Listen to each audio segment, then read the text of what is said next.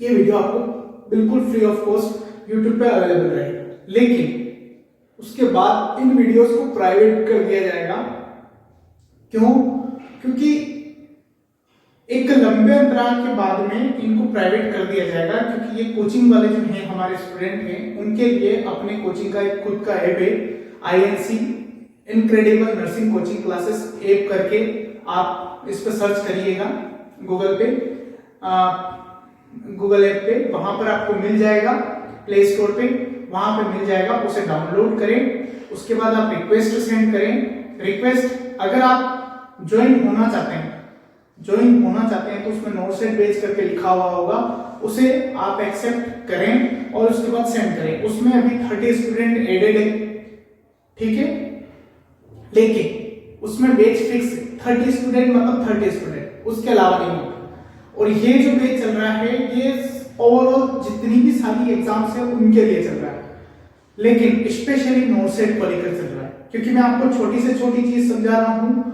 अब इसके बाद में वीडियो बेस, इमेज बेस जो क्वेश्चन एंडोक्राइन से बनते हैं वो भी डिस्कस किए जाएंगे, वो डायरेक्ट बेसिस पे किए जाएंगे, बोर्ड पे नहीं किए जाएंगे। आपको बिल्कुल उसके लिए भी जो ऑनलाइन क्लासेस हमारे ले रहे हैं उनके लिए ये बिल्कुल फ्री ऑफ कॉस्ट उनके लिए तो रहेगा ही, लेकिन ये ऐप पे हमेशा अवेलेबल रहेगी, ठीक है। तो देख लीजिएगा, साथ में नोट्स बनाने हैं तो बना लीजिएगा, अगर नहीं बनते नोट्स तो साथ साथ में रोक के देख के वीडियो को रोकते जाएं और अपने नोट्स बनाते जाएं। बहुत जरूरी है, देखो नोट्स के बगैर काम नहीं चलता, ये बात आप लोग जानते हैं सही से, क्योंकि अगर वीडियो आप 10 देख लो कोई प्रॉब्लम नहीं, लेकिन अगर नोट्स आपके पास है तो एक बार 2 बार भी देख लिया तो काम चल जाएगा, ठीक है ना। समझ रहे हैं आप लोग शायद इस बात को अच्छे से कि क्या कारण है कि नोट्स बनाना जरूरी है, तो मैं आपको बता चुका हूं, ठीक है ना। अब इस बात को जो सिस्टम चल रहा था उससे आगे लेके चले, अपन डिस्कस कर लेते हैं प्रीवियस क्लास का। मैंने आपको ग्रोथ हार्मोन के बारे में पढ़ाया है।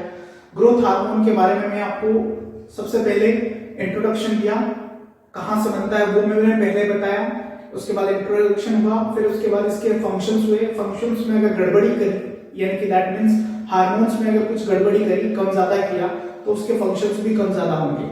जैसा कि अपन पढ़ चुके हैं, जिंजेंटिज्म पढ़ चुके हैं, एक्रोमेगेली पढ़ चुके हैं, यानी कि वो बढ़ने वाले थे, उसमें ज्यादा हार्मोन बढ़ रहे थे तो ज्यादा फंक्शन हो रहे थे, और ज्यादा फंक्शन होने के क्या क्या आपको उसके साइड इफेक्ट है वो भी देख लिया आपने। अब बारी आती है उस चीज की कि कम हो गया तो क्या करें। एक क्वेश्चन मैंने कल आपको बताया था कि कौन सी पोजीशन लेते हैं, उस पोजीशन में मैंने आपको रिवर्स ट्रेनलनबर्ग बताया था, ठीक है, रिवर्स ट्रेनलनबर्ग बताया था, लेकिन ये सेकंड प्रायोरिटी ऑफ चॉइस है। First priority of choice low Fowler जिसे बोलते हैं अपन, लो फाउलर पोजीशन है, उससे अपने को ध्यान रखना है, ठीक है, मेंटेन रखना है। किस पेशेंट में? आईसीपी वाले पेशेंट में, ठीक है, ध्यान रखना है, इस बात को अपने दिमाग में बिठा लेना। लो फाउलर पोजीशन उसको देते हैं, रिवर्स ट्रेनलनबर्ग पोजीशन सेकंड प्रायोरिटी है, और थर्ड प्रायोरिटी मैंने आपको जिसमें बोला था कि आप सुपाइन पोजीशन दे सकते हैं, सुपाइन बिल्कुल दे सकते हैं, कोई दिक्कत नहीं है ना, कोई प्रॉब्लम नहीं है, लेकिन फर्स्ट प्रायोरिटी ये रहेगी। आप लोग इसे नोट कर लेना, आपको इसमें इजी हो जाएगा थोड़ा सा, है ना।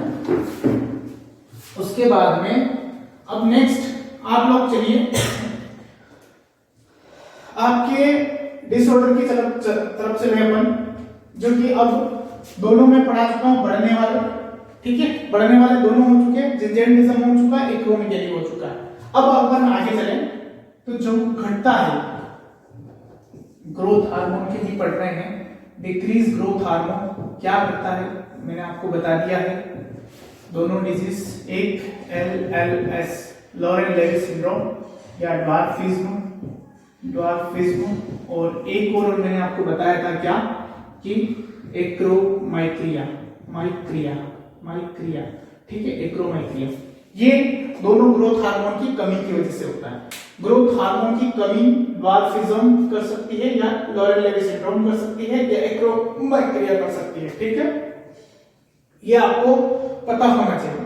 अब ग्रोथ हार्मोन अगर कम हो रहा है तो ग्रोथ हार्मोन से रिलेटेड फंक्शंस भी कम होंगे, और जब फंक्शंस कम होंगे तो क्या फंक्शंस कम होंगे, ग्रोथ हार्मोन कम बनेगा तो पेशेंट्स में ग्लूकोज का लेवल भी कम रहेगा, दैट मींस हाइपोग्लाइसीमिया हो सकता है पेशेंट्स को, ठीक है।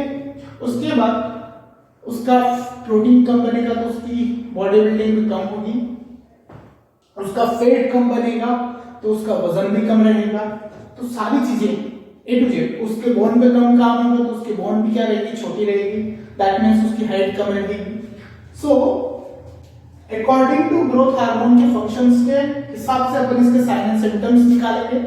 ग्रोथ हार्मोन किस नेचर का है, प्रोटीन नेचर का है, डिग्री सेल्सियस याद आ गया, ठीक है। उसके बाद लॉरेल-लेवी सिंड्रोम, ड्वार्फिज्म और एक्रोमेगालिया, ये इसके डिसऑर्डर। अब डिसऑर्डर में क्या, इसमें भी कम पड़ रहा है, इसमें भी कम पड़ रहा है। मैंने आपको बताया था ड्वार्फिज्म चिल्ड्रन में ये भी होता है, अडल्ट में भी होता है, लेकिन ड्वार्फिज्म अगर बच्चे में अगर है तो उसको अपन क्या बोलेंगे, ड्वार्फिज्म, और अगर ये अडल्ट में है तो लॉरेल-लेवी सिंड्रोम। दोनों में थोड़ा सा फर्क है, फर्क आपको बता दिया जाएगा जब इनकी बारी आएगी। एक्रोमाइक्रिया अडल्टहुड में जाके, अगर मान लो अडल्टहुड में जाके ग्रोथ हार्मोन कम होता है तो कहीं ना कहीं उसका थोड़ा बहुत इफेक्ट आपके हाथ पैरों पे दिखता है, उसको आप क्या बोलते हैं, एक्रोमाइक्रिया, ठीक है। ये दोनों में होता है, अडल्ट में भी होता है और चिल्ड्रन में भी होता है, ठीक है। सो एक एक करके स्टार्ट करते हैं।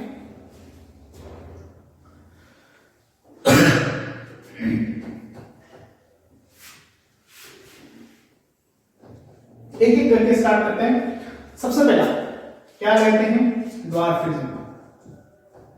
Dwarfism, what is the meaning of dwarfism? Dwarfism का मतलब ये कि ग्रोथ हार्मोन की कमी हुई है और बच्चे की जो हाइट है वो बिल्कुल छोटी हो गई है। अब कितनी छोटी, ये भी क्वेश्चन बन सकता है कि भाई कितनी छोटी से नीचे को आप ड्वार्फिज्म बोलेंगे, 4 फीट, कितना याद रखना है, 4 फीट, ठीक है। उसके बाद उसके अलावा देखो 4 फीट का ऐसा नहीं है कि 4 फीट को ही अपन ड्वार्फिज्म बोलेंगे, ऐसा जरूरी भी नहीं है, ठीक है। ये एक आंकड़ा है जो आपको क्राइटेरिया को अलग अलग करने हैं। जैसे 4 फीट से अगर महिला 4 फीट की आती है तो वो हाई रिस्क में चली जाती है, वैसे ही एक नॉर्मल ह्यूमन बीइंग की हाइट जो है 4 फीट से ज्यादा होनी चाहिए, लेकिन अगर 4 फीट से कम है तो वो हो सकता है कि उसमें ग्रोथ हार्मोन की कमी, उसको ड्वार्फिज्म नहीं बोला नहीं, ठीक है, ये ध्यान रखना है। अब ड्वार्फिज्म नॉर्मल बात हो गई, क्या हो गई, नॉर्मल बात। अब ग्रोथ हार्मोन के फंक्शंस देखते चले जाएंगे। कारण क्या हो सकता है, कारण हो सकता है कि आपने हाइपोफाइसेक्टोमी करी, क्या करी, हाइपोफाइसेक्टोमी करी, और हाइपोफाइसेक्टोमी करी तो उसकी वजह से आपने क्या निकाल लिया, पिट्यूटरी ग्लैंड को निकाल लिया। अब मान लो पिट्यूटरी ग्लैंड चली गई तो क्या ये ग्रोथ हार्मोन बनेगा, नहीं बनेगा, है ना, सीधी सिंपल बात है, नहीं बनेगा। अगर नहीं बना तो क्या, जब ग्रोथ हार्मोन ही नहीं बन रहा है, अगर ग्रोथ हार्मोन ही नहीं बनेगा तो क्या ग्रोथ हार्मोन की वजह से होने वाले फंक्शंस होंगे, नहीं होंगे, तो कमी ही एक तरीके की। तो हो सकता है कोई सर्जिकल जो मैनेजमेंट हुआ उसकी वजह से। पहली बात हो सकता है non secretary type of tumour, non secretary, क्या बोल रहा हूं, non secretary type of tumour. Non secretary type of tumour का इन द सेंस कि आप लोग जो ट्यूमर मैंने पिछली बार जो बताया वो बताया था मैंने सेक्रेटरी नेचर का, और अभी मैं बोल रहा हूँ नॉन सेक्रेटरी नेचर का। Non secretary nature in the sense उससे कोई भी स्त्रावण नहीं होगा, दैट मींस वहां से ना तो उजी होगी, ना ही वहां से कोई एनी काइंड ऑफ ब्लड वहां से निकलेगा, या फिर वहां से कोई भी फ्लूइड जो है डिस्चार्ज नहीं होगा, ठीक है, उसे बोलते हैं नॉन सेक्रेटरी। तो वो हो सकता है, जब नॉन सेक्रेटरी होगा तो एक तरीके से हो सकता है कि पिट्यूटरी ग्लैंड का नॉन सेक्रेटरी ट्यूमर हो जाए तो सारे सेक्रेशन उसके बंद हो जाए, ठीक है, ये इसके कारण होगा। अब बारी आती है असेसमेंट फाइंडिंग, क्या बारी आती है, असेसमेंट फाइंडिंग की। अब असेसमेंट फाइंडिंग में आप देखो, असेसमेंट फाइंडिंग में आप इसकी एक एक जो चीजें हैं उसको लेते जाओ। सबसे पहले लेते हैं अपन हाइट के बारे में। उस पेशेंट की height 2 to 3 feet, 2 to 3 feet ही रह जाएगी, कितनी रह जाएगी, 2 to 3 फीट, ये पहला सिम्टम्स, ठीक है, हाइट पे। उसके बाद नेक्स्ट उसकी जो बॉडी ग्रोथ है, प्रोटीन पे जा रहे हैं ना अपन, प्रोटीन पे जा रहे हैं तो उसकी बॉडी जो ग्रोथ है, बॉडी ग्रोथ। अब क्या अभी बताओ, ये अगर बचपन से कम है तो क्या बच्चा बचपन से उसके हाथ पैर उसी हिसाब से बढ़ेगा? ऐसा तो है नहीं कि अगर बचपन से कम है तो हाथ पैर ज्यादा लंबे हो जाएंगे, धड़ छोटा रह जाएगा, या धड़ लंबा हो जाएगा हाथ छोटे रह जाएंगे, ऐसा नहीं। पूरी बॉडी पे जो ग्रोथ दिखेगी वो सेम दिखेगी। That means symmetrical body growth जो होगी उसकी सिमेट्रिकल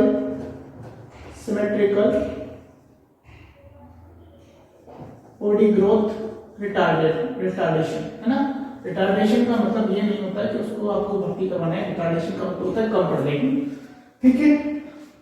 ये चीज हो गई। उसके बाद अब उस पेशेंट में आपको क्या देखने को मिल सकता है? हाइपोग्लाइसीमिया देखने को मिल सकता है, बिल्कुल देखने को मिल सकता है हाइपोग्लाइसीमिया। उस पेशेंट का आईक्यू लेवल, अब देखो ग्लूकोज ही नहीं है, जो ब्रेन की जो कोशिकाएं हैं वो ग्लूकोज पे काम करती है, यानी कि उसके खाने पीने की चीज क्या है? ग्लूकोज। दैट मींस अगर ग्लूकोज नहीं है तो क्या ब्रेन काम करेगा? नहीं करेगा। और जब ब्रेन काम नहीं करेगा तो पेशेंट का आईक्यू क्या रहेगा? कम रहेगा, डिक्रीज, मतलब स्लाइटली डिक्रीज। ऐसा नहीं बोल रहा हूं क्योंकि मैंने आपको ये भी बोला है कि इसका फंक्शन ब्रेन पे नहीं है, लेकिन कहीं ना कहीं इनडायरेक्टली तो ब्रेन के ऊपर ही फंक्शन पड़ेगा, फर्क पड़ेगा, बिल्कुल पड़ेगा। मतलब उसी का आईक्यू थोड़ा सा उसका मैं भी रिटार्डेड, मतलब जरूरी नहीं है ना, समझ रहे हैं? क्योंकि ब्रेन के ऊपर ग्रोथ हार्मोन का फंक्शन नहीं होता, इसलिए हो सकता है कि उसका आईक्यू नॉर्मल भी हो सकता है, ठीक है। उसके बाद जो बात आती है, ये मेन सिम्टम्स हो गए इसके। मेन सिम्टम्स में क्या? प्रोटीन की वजह से बॉडी ग्रोथ रिटार्डेशन हो रहा है, हाइपोग्लाइसीमिया हो रहा है, हाइट कम बढ़ रही है, आईक्यू उसका कम बढ़ रहा है। ये मेन बातें हो गई। अब इसमें देखो हाइपोग्लाइसीमिया, कभी भी ये ध्यान रखना कि ग्लूकोज होता है वो ग्लूकोज कहीं ना कहीं हेल्पफुल होता है इन द फॉर्मेशन या फिर ग्रोथ के लिए, है ना। तो इसलिए इसमें हाइपोग्लाइसीमिया पेशेंट में बना रहेगा तो पेशेंट का ग्रोथ जो ब्रेन है वो भी कम काम करेगा और उसका विकास भी कम होगा। इसीलिए कहा गया है कि हो सकता है कि उसका आईक्यू कम रहे। ये मेन इसके सिम्टम्स है, ठीक है। इसके अलावा कुछ चीजें और है, उन्हें अपन देख लेते हैं फटाफट। एक वर्ड आता है इसमें, छोटा सा वर्ड है जिसको अपन बोलते हैं मिडगेट करके बोलते हैं। मिडगेट क्या आता है? मिडगेट। ये मिडगेट क्या है? ये मिडगेट ये है कि इन ड्वार्फिज्म वाले बच्चे जो छोटे रह जाते हैं, जो सर्कस में काम करते हैं ना, छोटे बच्चे, उनको अपन क्या बोलते हैं? मिडगेट बोलते हैं। ये वर्ड पूछा हुआ है इसका, what is the meaning of midget, dwarfism से रिलेटेड करके इसको अपन बोल सकते हैं कि ये हो सकता है कि ये इसमें आ जाए, कन्वर्ट हो जाए, है ना, ठीक है ना। तो आप लोग इसका ध्यान रखना। ड्वार्फिज्म के जितने भी बच्चे हैं उनको क्या बोलेंगे? मिडगेट बोलेंगे। ये बात अपने दिमाग में बिठा लें। बस मेन फंक्शन यही है, मेन फंक्शन कम पड़ गए तो ये भी कम पड़ गए। ऐसे ही एक्रोमाइक्रिया की बात करेंगे तो एक्रोमाइक्रिया में केवल एक चीज यहां पर चेंज हो जाएगी और वो हो जाएगी क्या? ये सिमेट्रिकल एसिमेट्रिकल बन जाएगा और ये जो मिडगेट नहीं कहे जाएंगे और इसकी हाइट जो है वो में भी नॉर्मल हो सकती है, में भी नॉर्मल रहेगी, लेकिन एसिमेट्री इन द सेंस उस पेशेंट का धड़ है वो जो है नॉर्मल रहेगा, लेकिन उसके हाथ ज्यादा लंबे हो सकते हैं, उसके पैर ज्यादा लंबे हो सकते हैं, धड़ नॉर्मल है मान लो, या फिर उसके पैर नॉर्मल है और धड़ ज्यादा मोटा हो गया। तो ये चीजें देखने को मिल सकती है इन केस ऑफ असिमेट्रिकल, यानी कि एक्रोमाइक्रिया में असिमेट्रिकल बॉडी ग्रोथ होगी, ठीक है। बाकी आईक्यू का उसके ऊपर कोई फर्क नहीं पड़ेगा क्योंकि पूरी तरीके से ब्रेन उसका डेवलप हो चुका होगा। मिडगेट वो नहीं कहे जाएंगे। प्रोटीन की बात करेंगे तो उसकी बॉडी पूरी तरीके से बन चुकी होगी, लेकिन असिमेट्रिकल ग्रोथ देखी जाएगी और उसकी जो हाइट है वो में भी नॉर्मल हो सकती है। बस क्या चीज हो सकती है कि उस पेशेंट का असिमेट्रिकल है, उस पेशेंट का या तो धड़ या फिर हाथ पैर किसी भी एक चीज में दिक्कत दिखेगी आपको, ठीक है। ये हो गया आपके दोनों डिजीजेस। इसमें ज्यादा कुछ नहीं है। सिम्टम्स समझ गए तो ये भी समझ गए। अगर ये समझ में आ गया तो सब कुछ समझ में आ गया, ठीक है। क्योंकि सिम्टम्स कहां से बने, मैंने आपको एक ही बात बोली है कि आप हार्मोन के फंक्शन अच्छे से याद कर लीजिए, आपका सब कुछ क्लियर है। आप बात मानिए, अगर आपने जितने भी हार्मोन हैं अगर उन हार्मोन के फंक्शंस पढ़ लिए और अगर उन हार्मोन का स्पेसिफिक फंक्शंस दिमाग में है आपके, तो आपको कोई भी डिजीज, कोई भी A to Z बॉडी में कहीं पर भी कोई भी डिजीज होगी ना तो फटाक से आपको पकड़ में आ जाएगा। और यही दिक्कत है कि सर ठीक है कैसे याद करें, बहुत सारे बॉडी ऑर्गन से, बहुत सारे अब जैसे हार्मोन्स भी बहुत सारे, सबके फंक्शंस कैसे याद रखें। तो मेरे हिसाब से एक काम कर सकते हो आप लोग, क्या, एक चार्ट बनाओ, उस चार्ट में लिखो ग्रोथ हार्मोन के 4 फंक्शन, ठीक है। कितने? 4। बेसिकली मैंने कितने बताए थे? 5 बताए थे, ठीक है। तो ग्रोथ GROWTH, अब इस ग्रोथ हार्मोन में जो छिपा हुआ है यही छिपा हुआ है। ग्रोथ का मतलब बढ़ना, और आप इसे बेसिक कॉन्सेप्ट क्लियर करना सीखिए कि ग्रोथ बढ़ रहा है इसका मतलब उसमें हर चीज चाहिए, हर चीज चाहिए, लेकिन आदमी की लंबाई बढ़नी चाहिए। ग्रोथ हो रही है तो लंबाई बढ़ेगी तो फैट तो कम पड़ेगी, ऑटोमेटिक, सीधी सिंपल बात है कि अगर किसी की लंबाई बढ़ानी है तो उसकी फैट को तो कम करना पड़ेगा, तो फैट टूटेगी, ये दिमाग में आ जाए। प्रोटीन ज्यादा चाहिए होगा और उस पेशेंट में एनर्जी की मात्रा भी भरपूर चाहिए होगी, ठीक है। तो इसका मतलब तीनों पे फंक्शन भी क्लियर हो गए। उसकी बोन, क्या उसकी बोन पे छोटा इफेक्ट कम दिखाएगा तो दिक्कत आएगी ना, तो कहीं ना कहीं उसकी आपको वो भी ज्यादा रखनी पड़ेगी, ठीक है। तो आप हर हार्मोन के फंक्शन अच्छे से याद करते रहे, बहुत सिंपल चलेगा। बस आप केवल हार्मोन के फंक्शंस अकॉर्डिंग टू उसके फंक्शंस याद कर लीजिए, मेरे को आपसे और कुछ नहीं चाहिए। क्वेश्चंस मैं आपको पूरी तरीके से करवा दूंगा, ठीक है। अब देखिए यहां से जो बड़ी एग्जाम्स होती है वहां पर क्या क्या क्वेश्चन बनते हैं।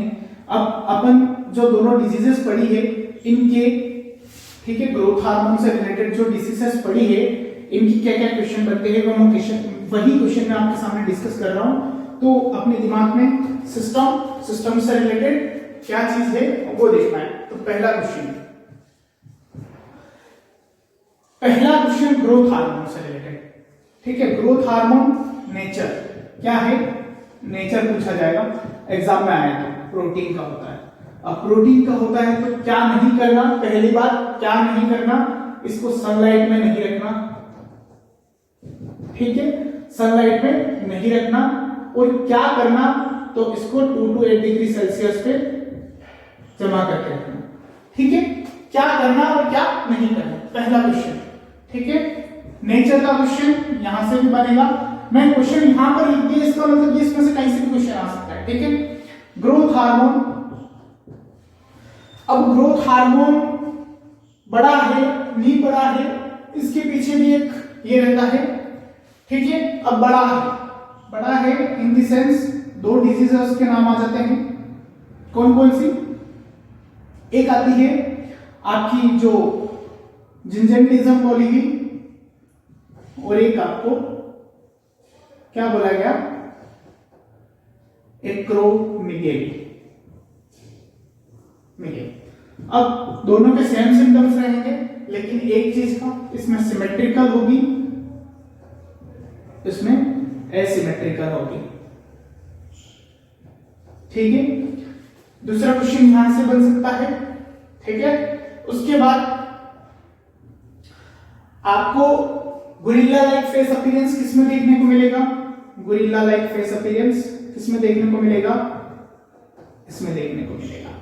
इसमें क्या क्या होता है, A, B, C, D और E, ये मैं आपको बता चुका हूं, ठीक है। कोई दिक्कत नहीं, कोई प्रॉब्लम नहीं, ठीक है। यहां से क्वेश्चन, उसके बाद इसी ग्रोथ हार्मोन से रिलेटेड फिर वापस क्या सर्जरी करनी पड़ेगी, तो फाइसेक्टोमी करेंगे। कितने तरीके से की जा सकती है, दो तरीके से। कौन कौन से?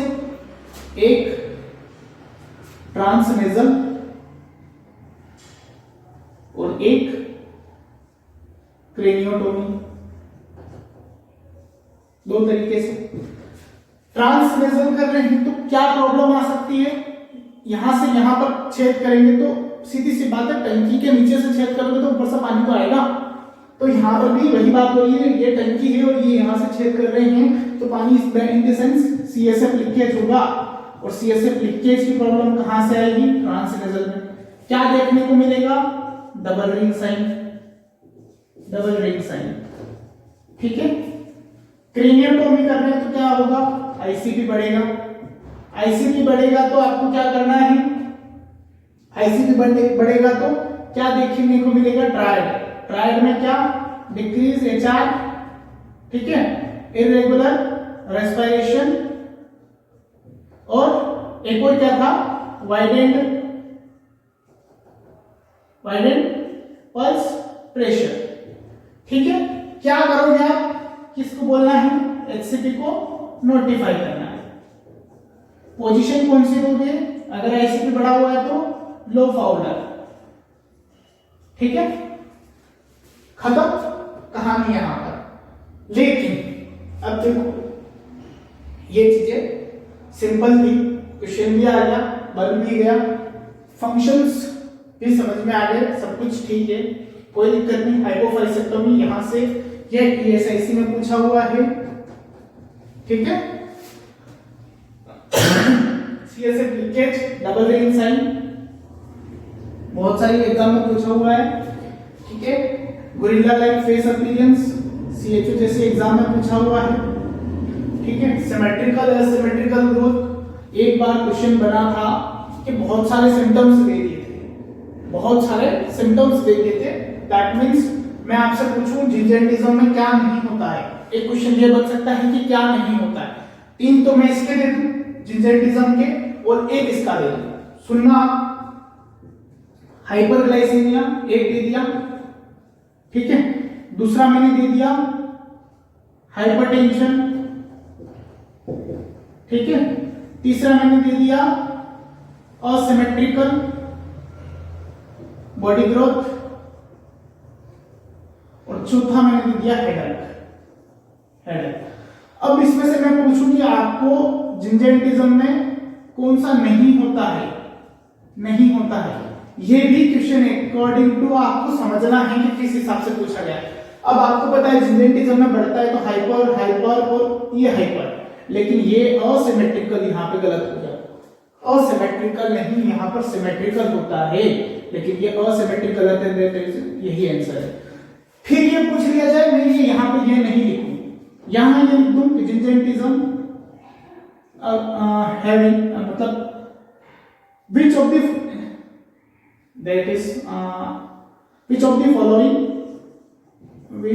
the following इनमें से कौन सा, which of the following is not a symptoms of gingivitis। एक क्वेश्चन ये हो सकता है। फिर एक क्वेश्चन ये भी बन सकता है कि all of the symptoms of gingivitism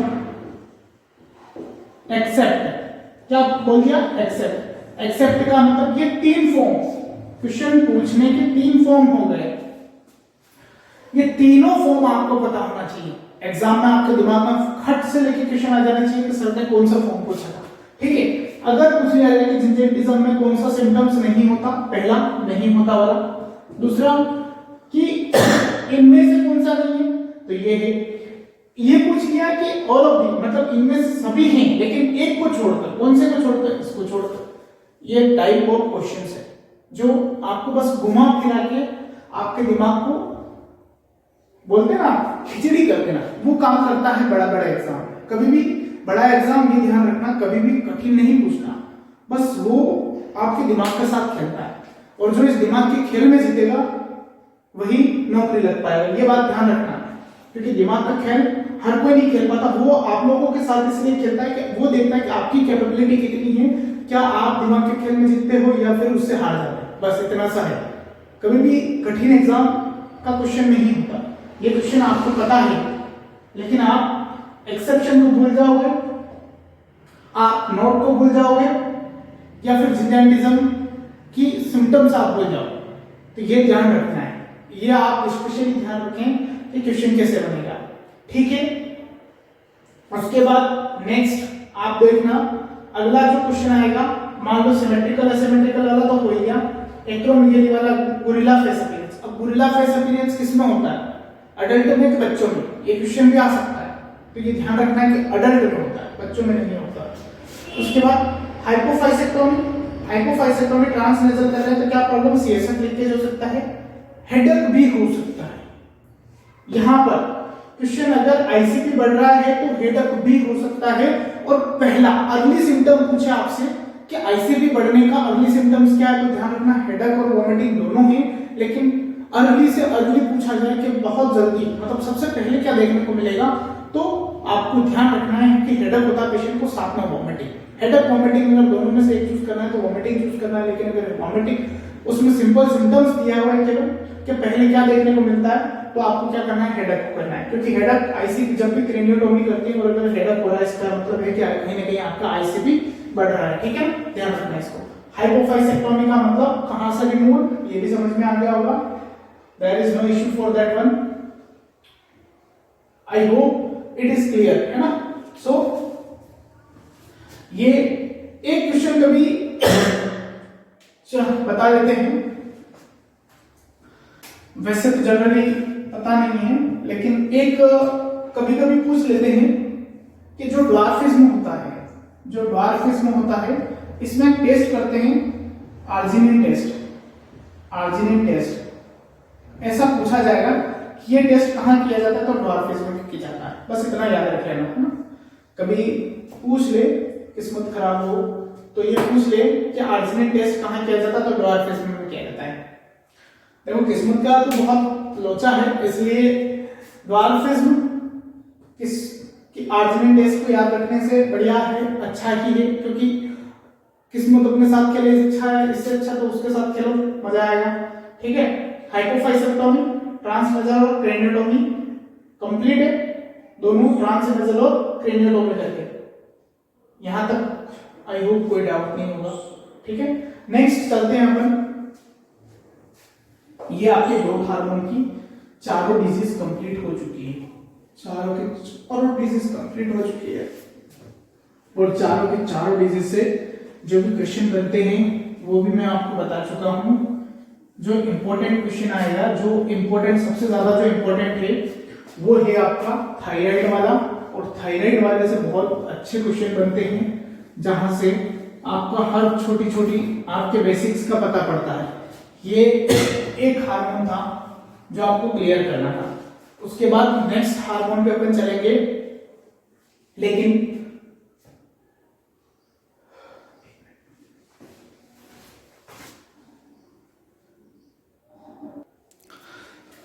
तो अब नेक्स्ट हार्मोन की तरफ बढ़े। ग्रोथ हार्मोन हो चुका है, दूसरा अपन चलते हैं प्रोलैक्टिन की तरफ, प्रोलैक्टिन की तरफ। प्रोलैक्टिन, देखो प्रोलैक्टिन हार्मोन वो हार्मोन है जो मदर में मिल्क का सिंथेसिस करवाता है। क्या करवाता है? मदर में मिल्क का सिंथेसिस करवाता है। इसका कोई स्पेसिफिक फीचर मेल पर नहीं देखा गया है, एक्सेप्शन दो तीन चीजों का है, वो कहीं ना कहीं थोड़ा बहुत हेल्पफुल है, बट इतना कोई विशेष इफेक्ट मेल पर इसका नहीं देखा गया है, ठीक है। मेन प्रोलैक्टिन हार्मोन मदर पर मिल्क का सिंथेसिस कराने में काम आता है। कहां से निकलता है ये बता चुका हूं, कैसे बनता है, कौन सी सेल, मेमोट्रॉप सेल से, ठीक है। और उसके बाद कहां पर पहुंचता है, मेमोरी ग्लैंड पे, और मिल्क का सिंथेसिस करवाता है, ठीक है। ये बात तो समझ में आ ही गई थी। अब इस हार्मोन में मान लो गड़बड़ी हो जाए, थोड़ा कम बने या थोड़ा ज्यादा बने, तो हाइपो और हाइपर दो वर्ड इसके साथ में जोड़ दिए जाए। हाइपर प्रोलैक्टिनेमिया और हाइपोप्रोलैक्टिनेमिया, दोनों ही ब्लड में प्रोलैक्टिन के लेवल को क्या कर रहे हैं, एक कम कर रहा है, एक बढ़ा रहा है। अब बात आती है कि प्रोलैक्टिन का लेवल अगर बढ़ जाए तो क्या होगा और अगर प्रोलैक्टिन का लेवल घट जाए तो क्या होगा, यही बात है मेन। तो उसके अलावा एक आप देखिए कि टीआरएच, जो टीआरएच है ये समानुपाती प्रोलैक्टिन, क्या बोला, प्रोलैक्टिन के समानुपाती होता है। इसका मतलब कभी कभी जब थायराइड रिलीजिंग हार्मोन बढ़ते हैं तो उस समय हो सकता है कि साथ में प्रोलैक्टिन का लेवल भी बढ़े। एक चीज, साथ में प्रोलैक्टिन व्युत्क्रमानुपाती, दैट मींस व्युत्क्रमानुपाती। अब जितने भी hormone FSH, LH, oestrogen, progesterone, ठीक है, टेस्टोस्टेरोन, ऐसा बोल सकते हो, ठीक है। उसके बाद देखो एस्ट्रोजन, प्रोजेस्टेरोन, एफएसएच और एलएच, ये चारों हार्मोन जो हैं, लिख दो भले, आपको थोड़ा अजीब फील होगा अदरवाइज, टेस्टोस्टेरोन, ठीक है। प्रोलैक्टिन इन सबके अगेंस्ट इन द सेंस कि प्रोलैक्टिन बढ़ेगा तो ये लोग घटेंगे। इसी वजह से कभी कभी आपने देखा होगा कि क्या जब मदर, प्रोलैक्टिन कब ज्यादा बनता है, सबको पता होगा, डिलीवरी के बाद में। क्यों? क्योंकि बच्चे को दूध पिलाना है। तो प्रोलैक्टिन जब बनता है उस समय ये लोग क्या रहते हैं, कम रहते हैं। इसी वजह से जो लैक्टेटिंग मदर है, उस लैक्टेटिंग मदर में ओसीपी जो है वो कॉन्ट्राइंडिकेटेड रहती है। ओसीपी, ओरल कॉन्ट्रासेप्टिव पिल जो है वो क्या है, कॉन्ट्राइंडिकेटेड। अब इन द सेंस कॉन्ट्राइंडिकेटेड का मतलब है कि ये नहीं दे सकते। क्यों नहीं दे सकते? क्योंकि ओसीपी में क्या होता है, एस्ट्रोजन और प्रोजेस्टेरोन। मान लो अगर आपने क्या दिया, ओसीपी दिया, और जब ओसीपी दिया तो क्या एस्ट्रोजन प्रोजेस्टेरोन के लेवल को बढ़ेगा, और जब ये लेवल बढ़ेगा तो क्या ये घटेगा ना। तो इसकी वजह से प्रोलैक्टिन का लेवल कम बढ़ जाएगा, और जब प्रोलैक्टिन कम बढ़ेगा तो क्या बच्चे को सही मात्रा में दूध मिल पाएगा, नहीं मिल पाएगा। इसी वजह से क्या है कि ये जब लैक्टेटिंग मदर होती है, लैक्टेटिंग मदर उसमें क्या है, ओसीपी कॉन्ट्राइंडिकेटेड है। लैक्टेटिंग मदर में ओसीपी कॉन्ट्राइंडिकेटेड है, यही कारण है, ठीक है।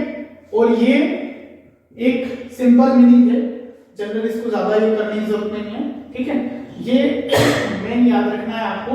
प्रोलैक्टिन की बात एफएसएच, एलएच, एस्ट्रोजन, प्रोजेस्टेरोन और टेस्टोस्टेरोन। अगर मान लो किसी मदर ओसीपी वाली जो लैक्टेटिंग मदर है, उसमें मान लो अगर आपने ओसीपी दी तो उस बच्चे के लिए दूध बनना कम पड़ जाएगा, और वो बच्चा प्रॉपर तरीके से मिल्क नहीं ले पाएगा मदर से, तो वो बार बार क्राई करेगा और रोएगा, और साथ में उसकी ग्रोथ रिटार्डेशन हो सकता है, ठीक है। सो ध्यान रखें, जो भी लैक्टेटिंग मदर होती है, लैक्टेटिंग मदर जो है, ये जो प्रोलैक्टिन है उसमें बढ़ा हुआ मिलेगा। इसी वजह से लैक्टेटिंग जो वुमेन है उसमें नेचुरल कॉन्ट्रासेप्टिव के रूप में कौन काम कर रहा है, प्रोलैक्टिन। नेचुरल कॉन्ट्रासेप्टिव जो ब्रेस्ट मिल्क का सकिंग कर रहा है वो नेचुरल कॉन्ट्रासेप्टिव है। कितने महीने के लिए? मिनिमम 3 महीने के लिए। मिनिमम तो है 3 महीने के लिए, लेकिन 6 मंथ में मैक्सिमम 6 मंथ हो सकते हैं। मंथ है ना, याद रखना, मंथ। लैक्टेटिंग मदर, अगर मां दूध नहीं पिला रही है, बच्चा मर गया है किसी कारणवश, तो नॉन लैक्टेटिंग वुमेन में जो है आफ्टर डिलीवरी के 3 वीक तक ये नेचुरल कॉन्ट्रासेप्टिव का काम करती है। अगर डिलीवरी हो जाती है तो प्रोलैक्टिन का लेवल बढ़ा हुआ मिलता है, और जब प्रोलैक्टिन का लेवल बढ़ता है तो ये क्या एक तरीके से क्या करता है, नेचुरल कॉन्ट्रासेप्टिव के रूप में काम करता है। इसका मतलब समझना, इसका मतलब ये कहना चाहता है कि नॉर्मली कॉन्ट्रासेप्टिव लेने की जरूरत पड़ती है। लेकिन डिलीवरी के टाइम पे जैसे ही डिलीवरी हुई तो 1 महीने तक तो ऑब्वियस बात है कि कोई प्रॉब्लम नहीं होगी, लेकिन बाद में आपको क्या ओसीपी या फिर कोई भी ऐसा कॉन्ट्रासेप्टिव डिवाइस लेना है तो आपको उसको बोलना है कि कम से कम 3 महीने और ज्यादा से ज्यादा 6 महीने तक तो आप नेचुरली एक तरीके से कॉन्ट्रासेप्टिव, आपका बच्चा अगर दूध पी रहा है तो आप पूरी तरीके से सेफ है। क्यों? क्योंकि breast feeding is the natural contraceptive for the lactating mother के लिए। अगर ब्रेस्ट फीडिंग करा रहे, अगर नॉन लैक्टेटिंग है, दैट मीन्स ये कि अगर कोई महिला बच्चा होने के बाद उसकी डेथ हो जाती है तो कितने वीक तक सेफ है? तो 3 वीक तक सेफ है। उसके बाद उसको कॉन्ट्रासेप्टिव पिल या फिर कोई अदर कॉन्ट्रासेप्शन का यूज करना पड़ेगा। ठीक है, तो इस बात को दिमाग में रखें, यही यहां पर कहना चाहता है वो। और लैक्टेटिंग मदर में क्यों नहीं देते? लैक्टेटिंग मदर में 6 महीने बाद आपको कुछ भी देना है तो 6 महीने बाद देंगे और ओसीपी वगैरह कुछ भी देना है। लेकिन अगर नॉन लैक्टेटिंग है तो 3 वीक के बाद आपको स्टार्ट करना पड़ेगा। ठीक है, और लैक्टेटिंग मदर है 1 महीने पे आप उसको ओसीपी क्यों नहीं देंगे? क्योंकि प्रोलैक्टिन के लेवल को कम कर देगी और ब्रेस्ट फीडिंग सही तरीके से नहीं हो पाएगी। ठीक है, तो ये इसके एक कुछ एक्स्ट्रा चीजें थी जो आपको याद रखनी है। कुछ ऐसी मेडिसिन है जिनके साइड इफेक्ट्स की वजह से किसी में बढ़ता है, किसी में घटता है। तो मेटोक्लोप्रोमाइड करके एक ड्रग आती है जो कि क्या करती है? प्रोलैक्टिन के लेवल को बढ़ाती है। तो एक ड्रग आती है ब्रोमोपेक्टिन जो कि क्या करती है? उसके लेवल को कम करती है। किसके लेवल को? प्रोलैक्टिन के लेवल को। तो इसे अपन मेडिकल साइंस वाले हैं तो कुछ भी कर सकते हैं। तो इन दोनों ड्रग को अपन क्या करेंगे? एज यूजुअल ट्रीटमेंट में यूज कर लेंगे। किस में यूज कर लेंगे? ट्रीटमेंट में। मान लो अगर किसी पेशेंट के किसी और वजह से मेटोक्लोप्रोमाइड चल रही है तो उसका जो प्रोलैक्टिन लेवल है वो बढ़ा हुआ मिलेगा। लेकिन मान लो कि किसी पेशेंट में हाइपोप्रोलैक्टिनेमिया हो गया और उसको मेटोक्लोप्रोमाइड दे रहे तो अच्छी बात है ना, उसके बढ़िया बात है, उसको क्या हो जाएगा? उसका प्रोलैक्टिन का लेवल बढ़ जाएगा। लेकिन अगर किसी पेशेंट में हाइपरप्रोलैक्टिनेमिया हो रहा है और उसमें मेटोक्लोप्रोमाइड दे रहे हो तो गड़बड़ हो जाएगी। ठीक है, तो इसके 2 डिसऑर्डर हो सकते हैं, या तो कम बढ़ जाए या तो बढ़ जाएगा, कम बढ़ जाएगा। ठीक है, तो बढ़ने को बोलते हैं हाइपर प्रोलैक्टिनेमिया, है ना, और घटने को बोलते हैं हाइपो प्रोलैक्टिनेमिया। ठीक है, हाइपर और हाइपो ज्यादा कुछ है नहीं इसमें, सिंपल है। इसलिए देखो मैंने जब प्रोलैक्टिन पढ़ाया था तो उसके फंक्शंस के बारे में आपको कुछ छोटी जानकारी दी थी। ब्रेस्ट के डेवलपमेंट में हेल्प करता है, ब्रेस्ट का कहीं ना कहीं जो ग्रोथ करवाता है उसमें हेल्प करता है। उसमें अगर ये हेल्प करता है तो इसका मतलब ये कि ये हाइपर हुआ है तो ज्यादा हेल्प करेगा, और ज्यादा हेल्प कर दी मेल में तो क्या कर देगा? गायनेकोमास्टिया। आप ही लोग सोच सकते हो कि अगर मेल में ब्रेस्ट का ज्यादा डेवलपमेंट हो जाए तो क्या कंडीशन हो जाएगी? समझ रहे हैं, इमेजिन कर पा रहे हैं? गायनेकोमास्टिया हो जाएगा। उस enlargement of breast, abnormal enlargement बोलो, abnormal enlargement of breast in male क्या कहलाता है? गायनेकोमास्टिया। क्वेश्चन ये भी बन सकता है, development of female type of breast development in male, that is also called gynaecomastia. ठीक है, उसके बाद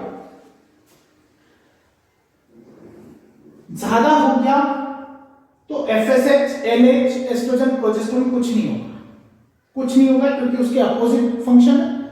इसका मतलब ना वो कभी अंडा बना पाएगी, अंडे से इन सेंस ग्राफियन फॉलिकल्स नहीं बनेगा, ओवम नहीं बनेगा, और जब ओवम नहीं बनेगा तो क्या पूरी तरीके से कभी मां बन पाएगी? मैं ये नहीं बोल रहा कि प्रेगनेंसी, ये मैं बोल रहा हूं हार्मोन की, कि हार्मोन अगर बढ़ा हुआ है नॉर्मल कंडीशन में, ज्यादा बढ़ गया तो उस कंडीशन में ये हो सकता है। तो एफएसएच कुछ नहीं रहेगा। जब एफएसएच कुछ नहीं रहेगा तो पेशेंट को क्या दिक्कत हो जाएगी? देखो अगर ये मेल में हुआ या फीमेल में हुआ तो